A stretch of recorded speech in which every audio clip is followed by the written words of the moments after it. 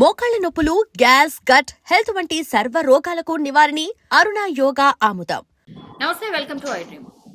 Generally ఏదైనా crime incident జరిగినప్పుడు, ఏదైనా మర్డర్ జరిగినప్పుడు, ఇంకోటి జరిగినప్పుడు ఫస్ట్ పోలీసులు వస్తారు. ఆ తర్వాత ఆ కేసు ఏడికి పోతుంది? జనరల్లీ అడ్వకేట్ల దగ్గరికి పోతుంది. కానీ అసలు అడ్వకేట్లకే ఇబ్బంది వస్తే, అడ్వకేట్లే ధర్నాకు దిగితే ఏంది పరిస్థితి? మరి ఏడ బతుకుతున్నాం, ఏమైతుంది అర్థం కాని సిచ్యువేషన్. యాక్చువల్లీ ఒక ల్యాండ్ ఇష్యూలో సొంత అన్ననే చెల్లిని చంపిండు. ఆమె తీరా చూస్తే అడ్వకేట్. ఎక్కడ అంటే చేవెళ్ళ బార్ అసోసియేషన్ లో ఆమె అడ్వకేట్ గా ఉన్నారు. ఆమె పేరు వచ్చేసి స్వప్న. కళ్ళ ముంగట్నే తల్లి ఉంటది, తల్లి కళ్ళ ముంగట్నే బిడ్డను చంపినరు, అది కూడా అన్ననే అని తల్లి ఏకంగా చెప్తోంది. ఇప్పుడు ఏమైపోయింది అని అంటే అందరూ అడ్వకేట్స్ కూడా ఇప్పుడు ఆందోళన చేస్తూ ఉన్నారు. వాళ్ళు రోడ్ల మీద వచ్చి కూర్చొని ఆందోళన చేస్తున్నటువంటి సిచ్యువేషన్ అయితే కనిపిస్తోంది. మనతో పాటు జాయిన్ అవుతున్నారు ఉదయకాంత్ గారు. మీ అందరికీ తెలిసిందే, కాంగ్రెస్ పార్టీకి సంబంధించిన యాక్టివ్ పొలిటీషియన్ అనొచ్చు, as well as and basically advocate. ఒకసారి మాట్లాడదాం, మరి వాళ్ళకే ఇబ్బంది వస్తే ఏం చేస్తారు, ఏమైతుంది అని. సార్ నమస్తే. నమస్కారం మేడం. ఎట్లున్నారు సార్? బాగున్నానమ్మా, మీరు ఎట్లా ఉన్నారు? Yeah fine sir, fine sir.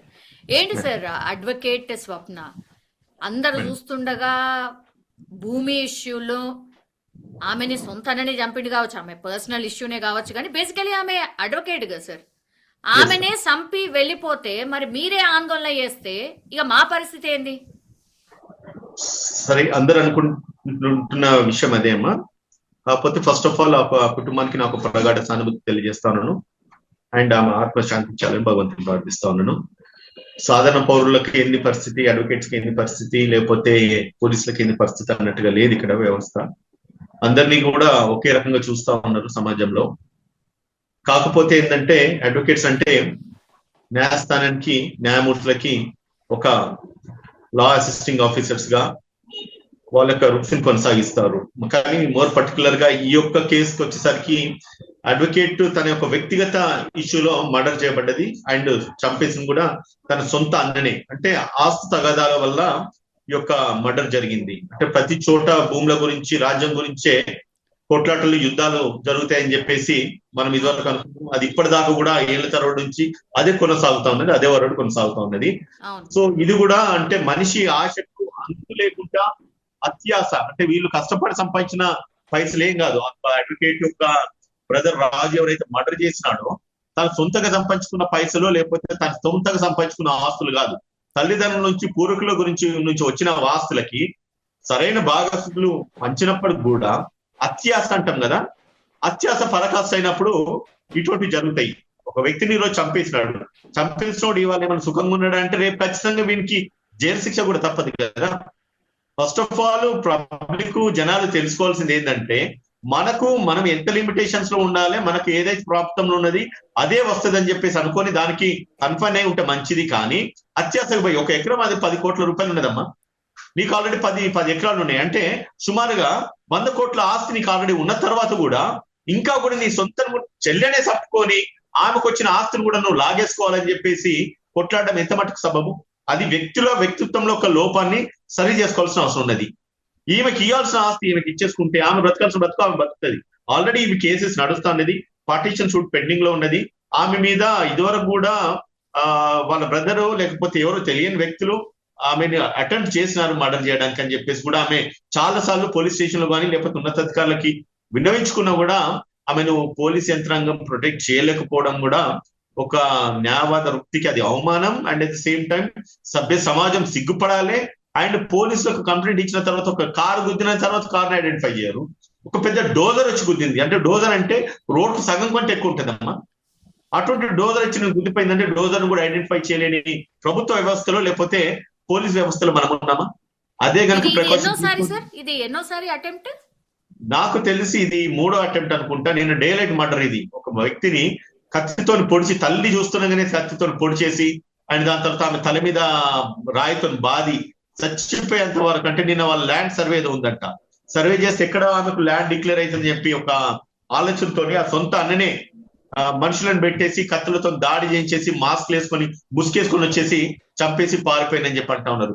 Madam చూడండి, పల్లెటూర్లలో, గ్రామాలలో మర్డర్లు జరిగితే దొంగలను దోషులను పట్టుకోవడం కష్టం కావచ్చు, కానీ హైదరాబాద్ నడిబొడ్డున సిటీలలో కూడా జరుగుతున్న మర్డర్లు కనీసం పట్టుకోలేకపోతున్నారంటే నిఘా వ్యవస్థ కానీ లేకపోతే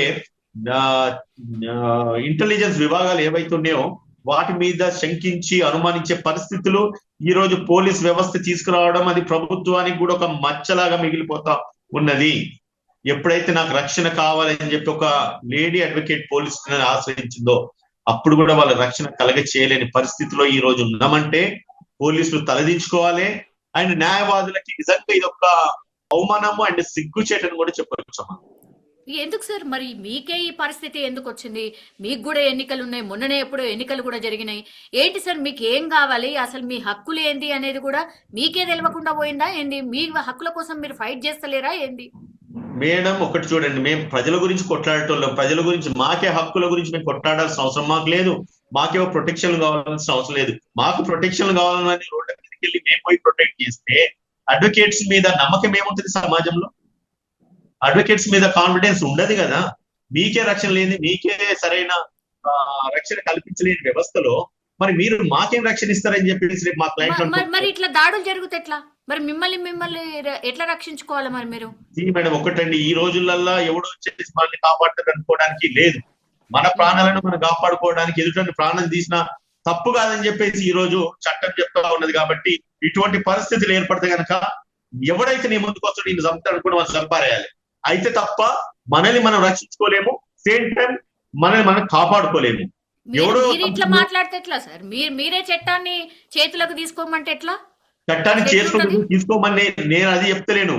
మా ప్రాణాలు మేము కాపాడుకోవడానికి, మా ఆత్మరక్షణకై ఇంకొకరిని చంపినా కూడా అది నేరం కాదని చెప్తా ఉన్నారు. కాబట్టి మీ ఆత్మరక్షణ గురించి అని చెప్పి మిమ్మల్ని మీరు కాపాడుకోండి, రక్షించుకోండి. ఎవడో వస్తాడు, ఏదో పోలీసు వాడు వస్తాడు, ఏదో న్యాయస్థానాలు వచ్చేసి మమ్మల్ని రక్షిస్తాయని చెప్పేసి అనుకుంటే ఇది 4వ 5వ మర్డర్ అయింది అడ్వకేట్స్ మీద. వాడు చంపే చోట నమ్మకం అంటే మేము చంపేస్తాము, 3 నెలలు జైలు ఉంటాము, 5వ రోజు బయటకు వస్తాం, 5 నెలలకు 4 నెలలకు బయటకు వస్తాము, బాజాప్త 100 కోట్లకు ఆస్తుపర్లం అవుతాము, న్యాయస్థానాలను కొంటాము, లేకపోతే లాయర్లను కొంటాము, పోలీసులను కొంటాము అనే నమ్మకాన్ని వాళ్ళు అంత బలపరచుకోవడానికి గల కారణాలు ఏంటిది చెప్పండి? దీనికి సమాధానం ఏం మాట్లాడతారు? మేము బెయిల్ వేయాలి, దొంగలను బయటికి తీసుకురావాలి, వాళ్ళు దోషులు కాదు నిర్దోషులు అని చెప్పేసి మేము నిరూపించాలి. ఎప్పుడైతే అడ్వకేట్స్ విషయానికి వస్తుందో మమ్మల్ని మేము కాపాడుకోవడానికి అని చెప్పేసి మాకంటూ ఒక రక్షణ చట్టం కావాలని చెప్పేసి ప్రభుత్వాలు స్పందించట్లేదు. దాని గల కారణాలు ఏంటిది? దాని గల మూలాలు ఏంటిది అంటే అడ్వకేట్లు చాతగానోళ్ళ, అడ్వకేట్లు అంతా సమర్థత లేని వల్ల దీనికి నిజంగా అడ్వకేట్ సమాజం కూడా ఈరోజు సిగ్గుపడాల్సిన పరిస్థితులు ఈ రోజు ఏర్పడతా ఉన్నాయంటే ఏం మాట్లాడతామమ్మా దీనికి? ఇప్పుడు మనల్ని మనం రక్షించుకోలేము, మన చట్టాలను మనం ఇంప్లిమెంట్ చేసుకోలేము. ఇంకా సమాజంలో జనాలకు, మన క్లయింట్లకి వాళ్ళకి రక్షణ మనం కలగజేస్తామో లేకపోతే వాళ్ళకు ప్రాపర్ చట్టాలను ఇంప్లిమెంట్ చేస్తామో అని చెప్పేసి సామాన్య ప్రజలు ఎట్లా నమ్ముతారు? ఎట్లా మా దగ్గరకు వచ్చేసి కేసులు ఇస్తారు, ఎట్లా మేము ఫీజులు తీసుకుంటాం? ఈ పరిస్థితులలో ఈ రోజు సమాజం ఒకటి మర్డర్ జరిగిన తర్వాత ఏం జరుగుతా ఉన్నది? 4 రోజులు 5 రోజులు ప్రొటెస్ట్ చేస్తున్నారు. తెల్లా నుంచి ఎవరి కేసులు వాళ్ళకి, ఎవరి పనులకి, ఎవరి బిజీ వాళ్ళదే. తర్వాత ఇంకొక మర్డర్ జరుగుతుంది, మళ్ళా ఉద్యమాలు, ధర్నాలు, దాని తర్వాత మళ్ళా ఏమైతుంది? యాజ్ యూజువల్ ఒక్కసారి ఉద్యమం మొదలుపెట్టిందంటే అది ముగిసేంత వరకు మనం కొనసాగించాలి. భారతదేశానికి స్వాతంత్రం రావాలంటే మహాత్మా గాంధీ స్వాతంత్రం వచ్చేంత వరకు కొట్లాడినాడు. తెలంగాణ రాష్ట్రం ఏర్పడాలంటే కేసీఆర్ తీసుకొచ్చిన ఉద్యమాన్ని చివరి దాకా కొట్లాడినారు. అదే విధంగా అదే బలమైన సంకల్పము, బలంగా ఉండి కొట్లాడగలిగితే ఏదైనా సాధించగలుగుతాం.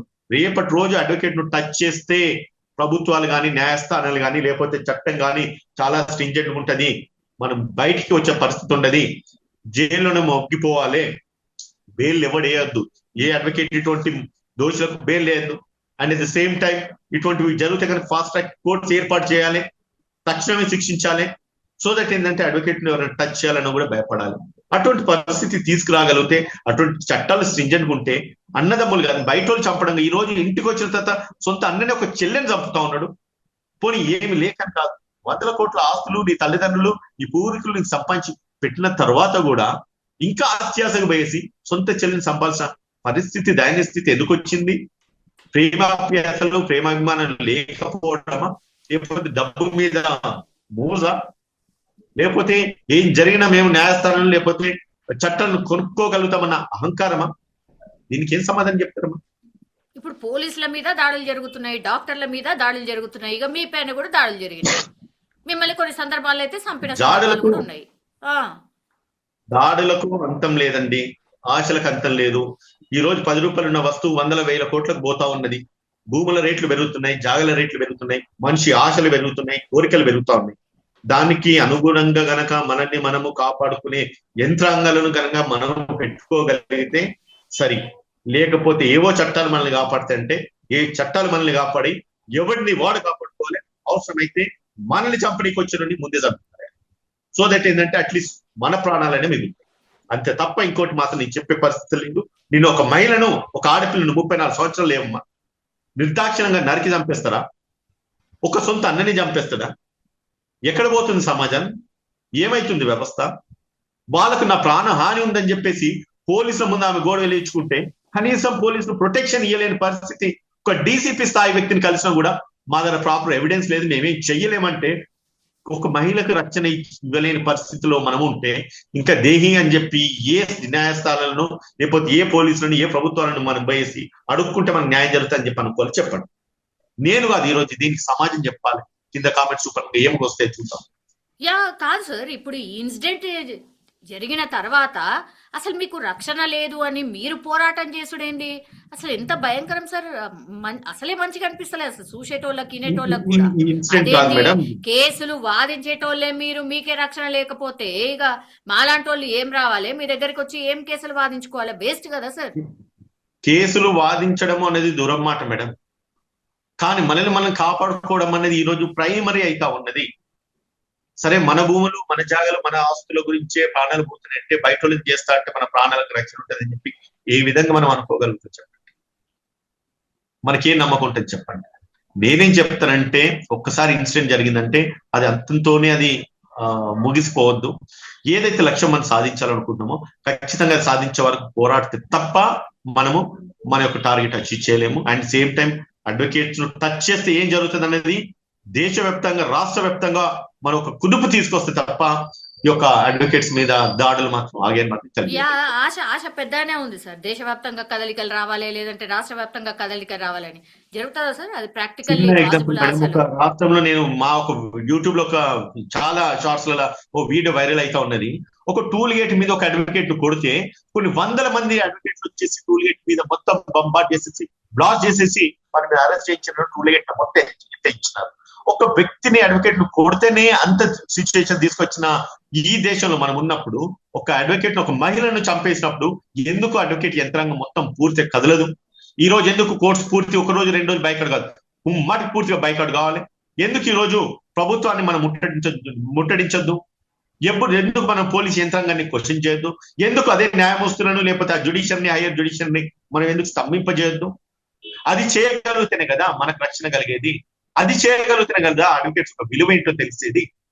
అది చేయగలుగుతేనే కదా రేపు ఇంకోటి ఎవరైనా మన మీద దాడి చేయడానికి భయపడేది. ఈ రోజు జరిగింది, అది ఈ రోజుకో రేపటికో లేకపోతే ఈ రోజు హైకోర్టు ఏదో 130కి ఏదో ధర్నా అని చెప్పి పెట్టిండ్రు, ప్రొటెస్ట్ చేస్తున్నారు, వాళ్ళు ఏదో చేస్తా ఉన్నారు. ఈ ఒక్క రోజుతో ముగిసేది కాదు కదా. Till we achieve our goal we should definitely fight. మీ గోల్ ఏంటి మరి? మీ గోల్ ఏంటి? అల్టిమేట్ గోల్ ఫస్ట్ ఇన్స్టాన్స్ లో మనల్ని మనం రక్షించుకోవడానికి మనం ఏం చేయాలనేది ఖచ్చితంగా ఒక ఆబ్జెక్ట్ ని మన సెల్ఫ్ డిఫెన్స్ కింద మన ప్రాణాలను రక్షించుకోవడానికి మనకు కావాల్సిన ఆయుధాలను ప్రభుత్వాలు సమకూర్చాలి. ఇది నా ఫస్ట్ ఎయిమ్. అండ్ దాని తర్వాత పోలీసులకు ఆయుధాలు ఉంటాయి, పొలిటీషియన్స్ కు గన్మెన్లు ఉంటారు, న్యాయం కోసం కొట్లాడే న్యాయవాదులకు ఆయుధాలు ఉంటాయి. వాళ్ళు చంపినా కూడా మేము చచ్చిపోవాలి. ఏ కేసు చేయాలంటే జ్యుడిషియరీని నడిపించేది న్యాయవాదులే. ప్రభుత్వాలకు ఏమైనా జరిగిందంటే కొట్లాడేది ప్రభుత్వం, మధ్యవర్తిత్వం చేసేది న్యాయవాదులే. ఇటువంటి న్యాయాన్ని కాపాడే న్యాయవాదులు కనీసము మినిమం ఒక ఆర్మ్డ్ వెపన్ అన్న ఇచ్చే విధంగా ఈ రోజు చట్టాలు తీసుకురావాలి. సో దట్ ఏంటంటే అట్లీస్ట్ మా ప్రాణం మీదకి వచ్చినప్పుడు మా ప్రాణ రక్షణ, ఆత్మరక్షణ గురించి అని చెప్పి మేము ఎదుటోళ్ళ మీద దాడి చేయడానికన్నా సిద్ధంగా ఉండే విధంగా కనుక ఈ యొక్క ప్రభుత్వాలు కానీ లేకపోతే న్యాయ వ్యవస్థ కానీ ఒక విసులు పాటిస్తే కనుక తప్ప ఇటువంటి మర్డర్లు మాత్రం ఆగాయని చెప్పి చెప్తాం. కాదు సార్, ఇది పర్సనల్ కేసు కింద చూస్తున్నారా, లేకపోతే న్యాయ వ్యవస్థ దాడి అంటే న్యాయ వ్యవస్థ మీద జరిగిన దాడి లెక్క చూస్తున్నారా? ఆమె న్యాయవాది కాదా? పర్సనల్ కేసు అయినప్పుడు ఆమె న్యాయవాది కాదా? ఆమె కేసు ఆమె వాదించుకోద్దా? ఆమె ఆత్మలు, ఆమె ప్రాపర్టీ ఆమె రక్షించుకోద్దా? ఆమె ప్రాపర్టీ ఆమె కాపాడుకోద్దా, ఆమె న్యాయవాది అయితేంది, లేకపోతే ఒక కామన్ విమెన్ అయితే ఏంటిదమ్మా? Is it not? యా అంటే న్యాయవాదుల కంటే ఆస్తులు ఉండవా, తగాదాలు ఉండవా, వాళ్ళ ప్రాపర్టీస్ వాళ్ళు ప్రొటెక్ట్ చేసుకోద్దా? Why should you consider as a common woman? She's an advocate అండి. ఆమె సర్వే పెట్టుకున్నప్పుడు పట్టబగలు చంపేస్తారమ్మా ఆమెని. అంటే అలుసు మనం ఇస్తున్నామా, ఆఫీసులు పాటిస్తున్నామా? అవునవును, గతంలో కూడా ఇట్లాంటివి జరిగినాయి. మర్డర్ కూడా జరిగింది. వామన్ రావు కేసు ఒకసారి తీసుకోండి, అక్కడ కూడా Yes. జరిగింది. మరి మీకు న్యాయం జరిగిందా? వైఫ్ అండ్ అప్పుడే హస్బెండ్ నడి రోడ్ మీద. గనక స్పీడీ డిస్పోజల్, ప్రాపర్ జస్టిస్ తొందరగా అందే విధంగా గనక చట్టం గనక ఉండి ఉంటే గనక ఈ రోజు ఇంకొన్ని మర్డర్లు మనం ఆపేటోళ్ళం కదా. ఈ రోజు అడ్వకేట్ నా సొంత పనులు నేను చేసుకోవడానికి నా ప్రాణానికి రక్షణ లేదన్నప్పుడు ఇంకొక 4 పనులు లేకపోతే 4 క్లయింట్ యొక్క కేసులు వచ్చినప్పుడు చేసుకోవడానికి ఏ అడ్వకేట్ సాహసిస్తాడు? ఏ అడ్వకేట్ ధైర్యం సరిపోతుందమ్మా? గత్యంతరం లేక కేసులు తీసుకొని ఏదో ఫీజుల గురించి అని బతకాలనా? ప్రాణాలు చేతులు పెట్టుకొని బ్రతకాలనా? ప్రాణాలు త్యాగం చేసుకుని ప్రాణాలు బలి చేసుకోవడానికి అడ్వకేట్లు బతకాలనా? మరి ఎట్లాంటి చట్టాలు కోరుతున్నారు? మీకోసం అంటూ చట్టం తేవాలి అంటే ఎట్లా నేను ఉండాలి? ఎంత చట్టాలు స్ట్రాంగ్ నేను ఉండాలి? ప్రతి లాయర్కు గన్ ఇవ్వాలి, పోలీస్ ప్రభుత్వాలు ఇవ్వాలి, వాళ్ళ ఆత్మరక్షణ గురించి వాళ్ళని కాపాడుకోవడానికి ఆర్మ్డ్ లైసెన్స్లు ఇవ్వాలి, అది మ్యాండేట్ చేయాలి. సో దట్ ఎవడన్నా మనం చంపాలి. అది చేయగలిగితే తప్ప మన ప్రాణాలకి ఎటువంటి రక్షణ ఉండదు. నువ్వు చచ్చిపోయిన తర్వాత చట్టాలు రావాలి, చట్టాలు పని చేయాలనుకుంటే ఇంకా మనం చనిపోయిన తర్వాత ఇంక చేయడానికి ఏముండదమ్మా? ఎన్ని చట్టాలు ఏం పని చేస్తుంది? ఏం లాభము? సచ్చటోళ్ళు వస్తూనే ఉన్నారు, సంపటోళ్ళు చంపుతూనే ఉన్నారు. మనమే మనం రక్షించుకోవడానికి ఫస్ట్ మనకు కావాల్సిన ప్రికాషన్స్ మనం తీసుకోవాలి. దాని తర్వాత చూద్దాం చట్టం ఏం పనిచేస్తుంది. ఈ రోజు అడ్వకేట్ ప్రొటెక్షన్ యాక్ట్ రావాలి, ఫాస్ట్ ట్రాక్ కోర్టులు రావాలి, దాని తర్వాత నేరం చేసిన దోషులను వెంటనే శిక్షించాలి. చచ్చిపోయినాడేమో చచ్చిపోతాడు, చచ్చిపోయిన కుటుంబాలను ఏడ్చుకుంటూ కూర్చుంటారు. దాన్ని మధ్యలో పెట్టుకొని అడ్వకేట్స్ అందరూ కూడా కొట్లాడతారు, మాకు ప్రొటెక్షన్ యాక్ట్ రావాలని. ఇంకా చచ్చిపోయిన తర్వాత ఇంకా ప్రొటెక్షన్ యాక్ట్ ఎందుకు? చావక ముందు ఏం చేయాలనేది చూసుకోవాలి. అవసరమైతే ఎవడైతే మన కంపెనీ కోసం వాళ్ళ ముందే వేసుకోవాలి, సెట్ అయిపోతుంది వ్యవస్థ. మీకోసం అంటూ ఒక గవర్నెన్స్ బాడీయో లేకపోతే మీకోసం ఫైట్ చేసే వ్యవస్థను మీరు ఏదో ఏర్పాటు చేసుకోవట్లేదా సార్? ఈ బార్ కౌన్సిల్ ఎన్నికలు మొన్ననే కదా జరిగినాయి. అది కూడా సేమ్ పొలిటికల్ ఎలక్షన్స్ లాగానే జరిగినాయట. ఏం సార్ గింత వ్యవస్థను గట్లెందుకు మార్చుకున్నారు అసలు మీరు? ఇప్పుడు గట్లెందుకు మార్చుకున్నామంటే వ్యవస్థలో జనాలు ఉన్నారు కాబట్టి వాళ్ళు మార్చినది, నేను మార్చింది అన్నది కాదు. ఏదైతే ఆనవాయితీ కొనసాగుతా ఉన్నదో ఓట్లు అని చెప్పేసి అదే అడ్వకేట్ వ్యవస్థ కూడా వ్యాపించిపోయింది. ఓకే, దాంట్లో ఎటువంటి సందేహం లేదు. అండ్ అటువంటి దాని విషయంలో ఇప్పుడేమి మనము దాంట్లో కాంప్రమైజ్ అయ్యేది ఏంటంటే దాని తీసుకొని రావాల్సిన నెసెసిటీ కూడా ఇక్కడ లేదు విన్నారమ్మా. సో నేనేమంటానంటే ప్రతి అడ్వకేట్ బార్ అసోసియేషన్స్ ఉంటాయి, బార్ అసోసియేషన్ ల అధ్యక్షులు, వైస్ ప్రెసిడెంట్, సెక్రటరీలు, జనరల్ సెక్రటరీ ఆ అసోసియేషన్. స్టేట్ వైడ్ వస్తే బార్ కౌన్సిల్ ఉన్నది. ప్రతి అడ్వకేట్ కావాల్సిన వెల్ఫేర్ చూస్తారు కావచ్చు, రక్షణ కూడా చూస్తారు కావచ్చు. అటువంటి బార్ కౌన్సిల్ కూడా పటిష్టమైన బార్ కౌన్సిల్ నిజంగానే అదృష్టం మంచుకుండి సమర్థమైన వాళ్ళు రేపు ఇంకా ఎలక్ట్ అయితే ఎలక్షన్స్ ఎట్లాగో అయిపోయినాయి. రేపు 10 తారీఖు నుంచి కౌంటింగ్ మొదలైంది. నెలకో 2 నెలలకో అది రిజల్ట్ బయటకు వస్తుంది. నిజంగా దమ్మున్న వాళ్ళు కనుక బయటకు వస్తే కొట్లాడితే ఇటువంటి జరగకుండా ఉంటాయి. లేదంటే కనుక అసమర్థులే కనుక మళ్ళా అడుగుతుంటే కనుక గడిచిన బార్ అసోసియేషన్ ఎట్లయితే అదే విధంగా అదే మళ్ళీ కొనసాగుతుంది. అంత మించి పెద్ద చేంజెస్ అయితే ఏం అడ్వకేట్స్ లైఫ్ లో వచ్చేటట్టుగా అయితే కనిపించలేదమ్మా. లాస్ట్లీ ఏం చెప్పదలుచుకున్నారు సార్? ఏం చెప్పదలుచుకునేది వాళ్ళు చెప్పాల్సింది అంత చెప్పేసిన. ఎవడు మనల్ని కాపాడు, ఏ చట్టాలు మనం రక్షించాయి, ఏ న్యాయస్థానాలకు వెళ్తే కూడా మనకు న్యాయం జరిగే పరిస్థితులలో ఈ రోజు అడ్వకేట్స్ లేరనేది మాత్రము ఈ చరిత్ర చెప్తా ఉన్నది. కాబట్టి నేనేం చెప్తానంటే మిమ్మల్ని మీరు రక్షించుకోండి, మిమ్మల్ని మీరు కాపాడుకోండి. ప్రభుత్వాలు ముందుకు రావాలి. ఏ అడ్వకేట్స్ అయితే ఇట్లిస్ట్ లో ఉన్నారో, ఏ అడ్వకేట్స్ అయితే నిజంగానే వాళ్ళ లైఫ్ పెట్టుకున్నారో అటువంటి వాళ్ళకి మీరు పోలీసు ఎట్లా బందోబస్తు చేయరు, అది ప్రూవ్ అయింది. మమ్మల్ని మేము కాపాడుకోవడానికి మాకు ఆర్మ్డ్ లైసెన్స్ కావాలి. ప్రతి అడ్వకేట్ ఒక వెపన్ ఇవ్వాలి. సో దట్ ఏంటంటే ఎవరైనా కంపెనీకి వస్తే వాళ్ళని ఎదురు చంపేసేయాలి. అవసరం అయితే జ్యుడిషియల్ ప్రాసెస్, లీగల్ ప్రాసెస్ ఏమన్నా కూడా మేము చూసుకుంటాం. That's it. Thank you sir. Thank you. Right అమ్మా.